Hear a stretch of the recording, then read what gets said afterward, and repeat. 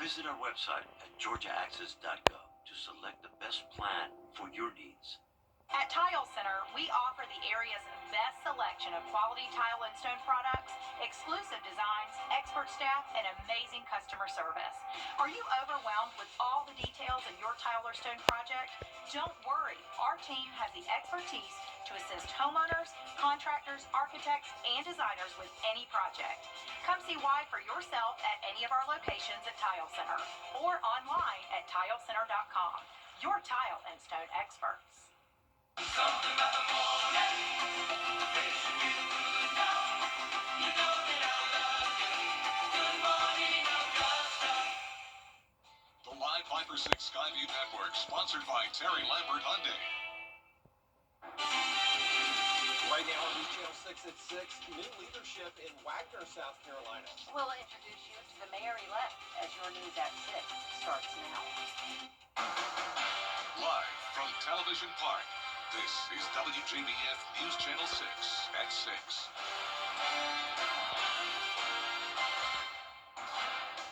Good evening, everyone. I'm Jenny Montgomery. I'm Brad Means. We do thank you for joining us. Coverage you can count on begins with big changes in leadership coming to the town of Wagner. Voters elected a new mayor and 2 new council members yesterday. Graham Lee reports. Incumbent Mayor Mike Miller has served for 3 consecutive terms spanning 12 years, but that will soon change as the town's voters have elected Kevin Young to be the town's new mayor, along with 2 new council members. Incumbent Councilman Randy Kitchings will be stepping down as Mildred Schofield and Patricia Middleton will soon join council. Middleton says there's several issues that have plagued the town that she plans to address. We got to address finances. We have water leaks all over Wagner that we've got to take care of. We need to clean up around here. We have a lot of work to do. The mayor-elect Kevin Young echoes the need for change, saying part of his plan is to make improvements around the town for homeowners. To beautify it, to look at the infrastructure, to see where it needs to be improved, and what we can do to have more fun or activities for the youth and adults. He and Middleton also want to get more resources for local law enforcement, which has been a major problem in recent times. Last year, 19 firefighters joined former Fire Chief Tillman Rushton, resigning from their positions. And just a few months ago, former Police Chief Jeff Warshall was fired by incumbent Mayor Mike Miller. Current firefighters say they're hoping to see the talk turn into action. As far as the new mayor, I hope he's going to clean it up, because that's what we're working toward. I know that our chief has our fire chief has a meeting set up for Tuesday. I'm hoping that goes well, and I believe it will. But the first 3 main goals would be the budget and the police and fire department. The main thing is for us to work together as a team, though, because that is something that was lacking. But we're not looking backwards. We're looking forwards. Current town council members will stay on through the end of the year. Middleton, Schofield, and Young will take office in January. In Wagner, Graham Lee, WJBF, News Channel 6. In Aiken, the results are in, and 3 city councils. Now for our first check of our weather. Here's Chief Meteorologist Jenna Petroni. Well, it's definitely tough to get used to it being so dark outside at 6 o'clock already, and you can see that now on our Terry Lambert Hyundai Skyview cam. The sun set about 30 minutes ago already, but it's still warmer than it was this time yesterday by up to 10 degrees in Washington and Wrightsville, even Saluda. So our temperatures are falling into the 60s, but it's overall still pretty mild out there. 68 in Thompson, 63 in Barnwell. We do have 70 still in Louisville and Millen, Swedesboro at 72. Wrightsville, you're at 73, but only 67 in Edgefield. Winds are coming out of the southwest. That's what's helped to bring us the warmer temperatures today. And it is a little bit breezy with those gusts up to around 15 miles per hour north of I-20. It's because we do have an approaching cold front, but notice no cloud cover with it or rain. So this is going to be a pretty quiet pattern over the next couple of days. We're going to stay clear tonight, and we'll continue to see those temperatures plummet down to the mid-50s by 10 p.m. Now, looking ahead, we'll have chilly mornings for sure in the 40s, but as we go into next week, it is going to be a whole lot colder, and I'll have a look at those temperatures coming up, but back to you. All right, Jenna, we appreciate it. A suspect is in custody after a bank robbery in Aiken. Public safety responded to the Southern Bank on Barnwell Avenue just before 4:30 this afternoon. After investigation, a suspect and vehicle description led to a traffic stop and an arrest. few minutes later. So far, the suspect's identity has not been released. A sad story to bring you tonight. Columbia County Fire and Rescue is mourning the loss of one of its own. Fire recruit Khalif Daly said he wasn't feeling well during a training program yesterday. He was transported to the hospital where he later died. He was just 31 years old. South Carolina lawmakers say the state is facing a shortage of doctors. Meteorologist Jennifer Tracci back with us now. Well, we are going to see a huge drop in temperatures early next week thanks to a cold front that'll also bring us the possibility of rain this weekend. I'll have more details when we return. We're standing up for our... The WJBF Live Viper 6 Skyview Network is sponsored by Terry Lambert Hyundai. Low prices, big selection, and committed to quality customer service. Now, your most accurate forecast with WJBF Live Viper 6. Welcome back. I hope you enjoyed your Wednesday. Here's a live look at our Terry Lambert Hyundai Skyview Cam in Aiken. Just the slightest bit of color still out there, but the sun has gone down around 5:30 tonight, and we're sitting at 65 degrees. We have a southwest wind of only 6 miles per hour, but that southwest wind is helping to bring the warmer temperatures today. And tomorrow we'll see a northeast wind, but it will still be pretty warm, at least for now. So enjoy these warm temperatures while they last, because we will be tracking a cool down. But right now we are falling into the 60s across the CSRA with clear skies for everyone. As we zoom out, you can see a cold front looking to move into the area, but this is not going to bring us any cloud cover or rain. Just some breezy conditions tonight, gusts up to around 15 miles per hour.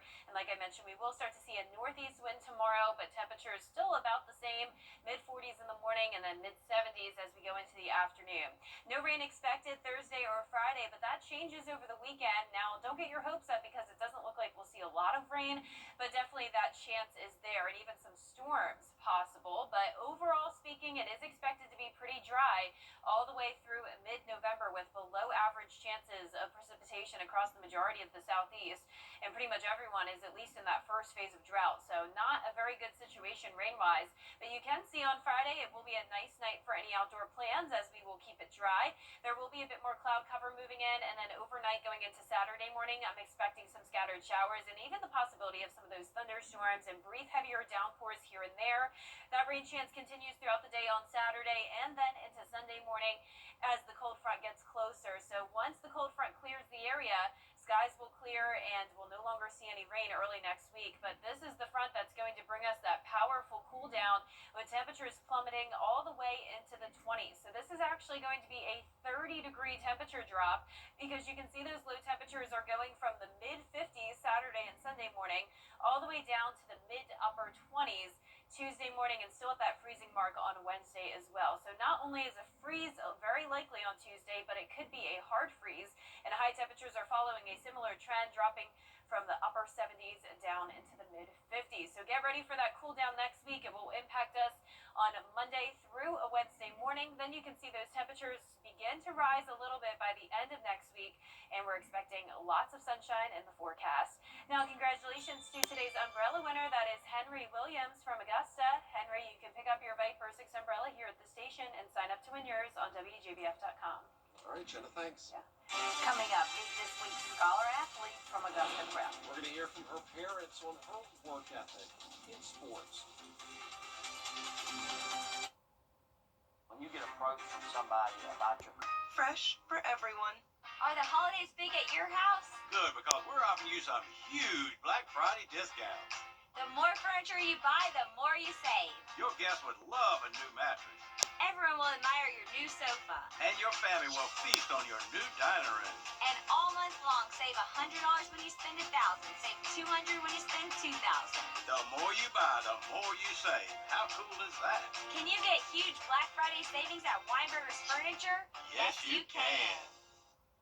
The Scholar Athlete Awards are brought to you by Jefferson Energy Cooperative, Revamp of Augusta, McDonald's, and WJBF News Channel 6. Now, WJBF sports coverage you can count on. Well, while South Carolina teams are preparing for the postseason this week, GHSA teams are having to wait an extra week to play. Now, some teams next week even have home playoff games to look forward to. Now, despite not winning the 3A region, the 9-1 Westside Patriots put themselves in position to host their opponent, Long County. Now, the Patriots are coming off a 27-3 loss over West Lawrence, but the players believe that they have what it takes to make a potential deep run into the postseason. We stay together as one, so that's what makes it really special. We just stick together, stay together, be on each other a lot, and push each other to be the best we can be. Just what the coach has been saying since day one. Just keep the standard. PTT, physical toughing together. That's it. Blood, sweat, and tears that we've gained throughout the summer workouts. I feel like it's just all paying off now. Now, kickoff set for Friday, 7:30 p.m. at Westside High School on November 14th.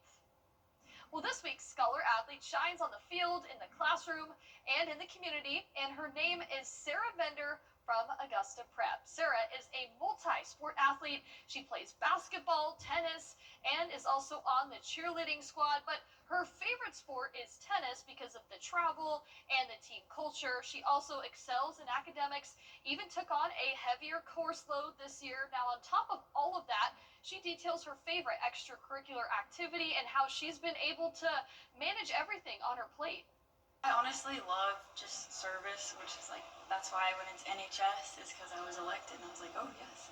So I love doing that. My favorite thing is little cheer, where I get to help the little lower schoolers, and middle school tennis. I love doing all of that. Definitely tiring sometimes, and I definitely have some late nights, but I get to do all of that and be at a rigorous school, which is definitely nice. I think having that managing of time is going to help me a lot.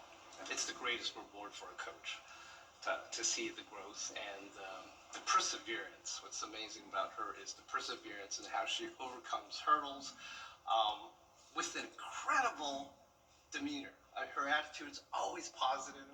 She's a very hardworking, dedicated, humble person. She brings incredible energy and enthusiasm in everything she does. It's nice to see those efforts recognized. And to make a positive difference in other people's future, as well as the people that she serves, because service is one of her goals. Try to help others and to serve others.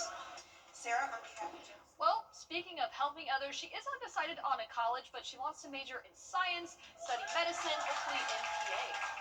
All right, all the best for her. Yeah. Congratulations. Thanks, Joey. We'll be right back. Time is running out to call YouTube TV. Here's a final look at your 10-day forecast. A beautiful sunny day again tomorrow, topping off at 75. Pretty much the same on Friday, just a bit more cloud cover as we get ready for a cold front to bring us some slight rain chances this weekend. Low temperatures actually warming up quite a bit into the mid-50s before they drop all the way down to 27 Veterans Day morning, and then lots of sunshine next week, high starting in the mid-50s, then climbing back to 70 the following Saturday. And finally tonight, a special piece of memorabilia from the Los Angeles Dodgers back-to-back championship run is already hitting the auction block. The ball from Shohei Ohtani's fourth inning homer in Game 4 of the NLCS is being sold at auction to the highest bidder. The ball was Ohtani's second home run of the 3 in the game, and it's part of the greatest single-game performance in baseball history. He's great at pitching and hitting and everything. What a World Series this year. It was an incredible World Series. I am not a Dodger fan by any means, but I did stay up late to watch Game 7, and I couldn't believe it. I really thought Toronto was going to pull it out, Yeah, but me too. not even Shohei Ohtani. They have all this star power, so it's probably pretty much expected to win a World Series, right, when you have all that money to spend. It was incredible. Yeah, we wish the Braves were there, but it was still an exciting series for sure. Well, that is our report for now. We appreciate you joining us. We're back at 7, which is right after World Is Tonight. And then we'll see you again late tonight at 11 o'clock. Have a great evening.